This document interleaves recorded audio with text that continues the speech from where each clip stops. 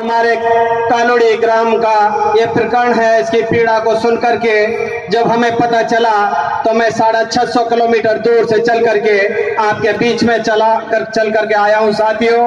और मैं रात भर चला हूँ, सो नहीं पाया हूँ, आंखों में नींद है। लेकिन हमारे साथी को शायद कहीं हमारे किसी साथी ने गुमराह किया और हम हमारी बारी का इंतजार करते रहे। लेकिन शुक्र है हमारे रवि भाई मेघवाल जी का, उनके प्रयासों से, अथक प्रयासों से आपके सामने में मेरी बात रखने के लिए मैं सफल हो पाया हूं साथियों। बातें बहुत सारी है कहने के लिए, लेकिन मैं कह नहीं पाऊंगा। आप बहुत देर से यहाँ बैठे हैं, आप बहुत देर से सुन रहे हैं। हमारे तमाम वक्ताओं ने तमाम सारी हमारी बातें रख दी है। कालोड़ी जो प्रकरण है भाई दिनेश जी ने रख दिया, हमारे तारा राम जी ने बहुत अच्छे वक्तव्य में आपकी बातें रखी, और तो और बड़े खूबसूरत शब्दों के अंदाज में और जोशीले अंदाज में हमारे जिला प्रमुख ने आपके सामने अपनी सारी परिस्थितियां रखी। साथियों बात चली है इस प्रकरण में इकट्ठे होने के बाद में इस प्रकरण पर के खास प्रकाश डालने की। मेरे सामने दो बातें मैं आपके सामने रखूंगा साथियों, और उन बातों के ही साथ मैं मेरी बात पूरी करूंगा। साथियों मैं संक्षिप्त में 2-3 लाइन में आपको थोड़ा सा पूर्व से अब तक की बातें बताऊंगा, डिटेल में नहीं बताऊंगा। आज से 2500 से लेकर के 5000 साल पूर्व की व्यवस्था इस देश में चली आई है और मनुवाद उस पर हावी होता आया है। उसकी राजतंत्र की बागडोर एक हमारे वर्ण व्यवस्था के हाथ में रही है, धन पूंजी दूसरे वर्ण व्यवस्था के हाथ में रही है। तो इन दोनों पर किसी ने राज किया है तो वो एक वर्ण के ऊपर रहा है। लेकिन चौथा जो 85% हमारे इस देश का मूल निवासी है, उस मूल निवासी को अल्पसंख्यक बना करके 6743 जातियों में बांट दिया गया इन चतुर चालाक लोगों ने। साथियों आज जहां से ये धीरे धीरे चल करके उन 2500 से 5000 से लेकर के आज जो ये कालोड़ी प्रकरण तक मैं आपको बताना चाहूंगा, संक्षिप्त में बताना चाहूंगा। साथियों इस देश में ऐसा नहीं है कि आज हम आजाद हुए हैं, आजाद तो हम पहले भी थे। इस देश के हुक्मरान थे, अशोक सम्राट का अपना कार्यकाल देखा होगा, आपने मौर्य काल देखा होगा। आपकी रगों में कोई छोटा मोटा खून नहीं दौड़ रहा है, विश्व विजेता का खून आपकी रगों में है। साथियों आज जो ये प्रकरण उभर करके जो आ रहे हैं, इस देश के अंदर दो ही व्यवस्था है, एक तरफ गांधीवादी व्यवस्था है तो दूसरी तरफ बाबा साहब अम्बेडकर की व्यवस्था है। और दोनों में एक ही अंतर है, एक खरा सोना है 24 कैरेट का सोना, और एक खरा मिट्टी का ढेर है जो बाबा साहब अम्बेडकर है, वो 24 कैरेट सोना है। और आपके सामने जो गांधीवादी विचारधारा है वो मिट्टी का ढेर है। लेकिन साथियों इन दोनों को अलग अलग तरीके से हमारे सामने प्रेषित किया गया है, सूचित किया गया है कि एक पर तो मिट्टी पर सोने की परत चढ़ा दी गई, और हमारा सोने का जो 24 कैरेट कोहिनूर बाबा साहब अम्बेडकर है उस पर मिट्टी की धूल चढ़ा दी गई। लेकिन समय की गर्द के चलते हुए, समय की चोट के चलते हुए मिट्टी सामने आती गई और सोना चमकने लगा है। आज इस देश में ही नहीं पूरे विश्व में बाबा साहब का डंका है। साथियों मैं आपको बताना चाहूंगा बहुत सारी बातें हुई है इस देश में, जब कोई आवाज नहीं उठी, जब तुगल आए मुल्क इसमें है ना, आपके देश के अंदर मुगल आए और आपके हुण आए, इसके बाद में अंग्रेज आए। भला हो इस देश में अंग्रेज आ गया, और अंग्रेजों ने आने के बाद में बाबा साहब जैसे, ज्योतिबा फुले जैसे और छत्रपति साहू जी महाराज जैसे हमारे जो समाज सुधारकों को मौका मिला और आप लोगों को ये आजादी का पांडाल लगा करके दिया। साथियों मैं इस पर दो ही बात करूंगा और ज्यादा नहीं करूंगा। इन सब चीजों का कारण क्या है, आज देश के अंदर धीरे धीरे करके ये बातें क्यों उभर के आ रही है। आप देख रहे हैं जंतर मंतर के सामने देश का संविधान जला जा रहा है।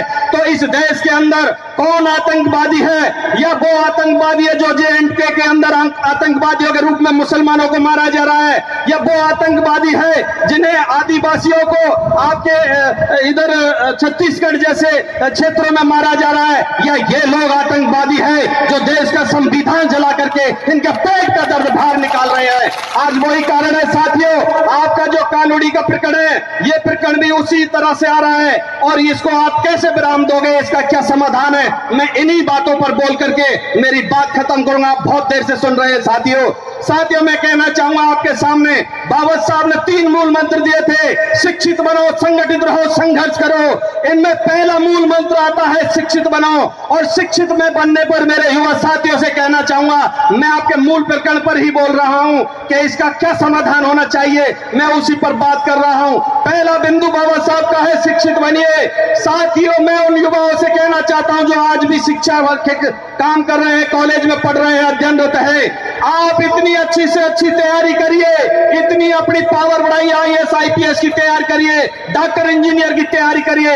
आप जब बड़ा लक्ष्य रखोगे तो छोटे मोटे चपड़ासी और तहसीलदार की नौकरी आपकी यूं ही लग जाएगी। साथियों आप अपना हौसला बना रखें। और शिक्षा में भी साथियों दूसरा अवसर आता है, यदि आप इन जगह पर अधिकारी नेता नहीं बनते हो, आप अधिकारी डॉक्टर इंजीनियर नहीं बनते हो, तो दूसरा आपके पास विकल्प जाता है, आप बिजनेस करिए।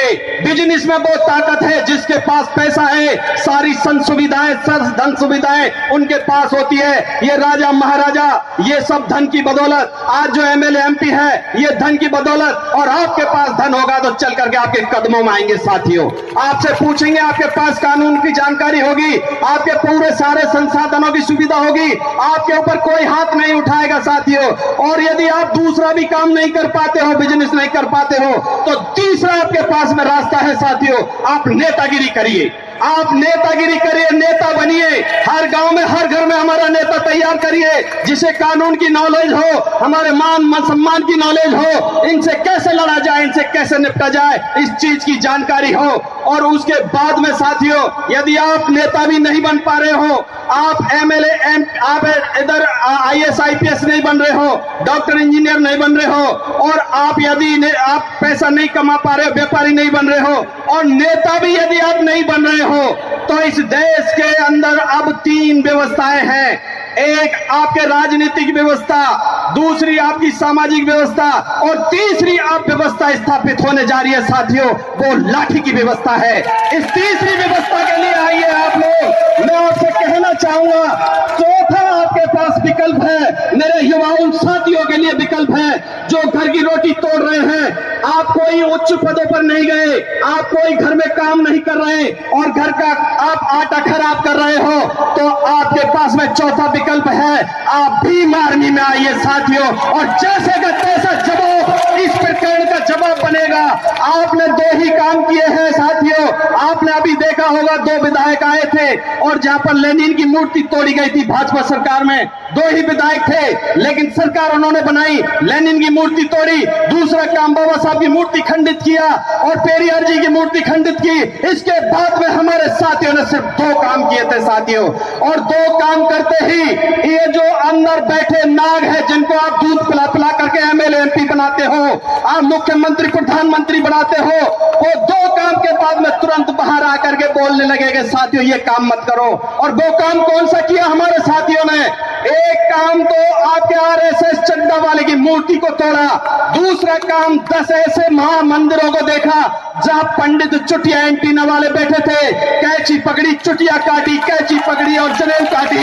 ये 2 काम जो किए, इन दोनों कामों के बाद में प्रधानमंत्री को बाहर आना पड़ा, आपके अमित शाह को बाहर आना पड़ा, उनको कहना पड़ा कि भाइयों आप लोग ऐसा काम मत करिए, मूर्तियों को मत तोड़िए, ये अपराध मत करिए, आप लोग इनका सम्मान करिए। जो बाबा साहब की मूर्ति तोड़ेगा उसको गहन दंड दिया जाएगा, ये उनको कहना पड़ा। साथियों ये कौन सी व्यवस्था थी?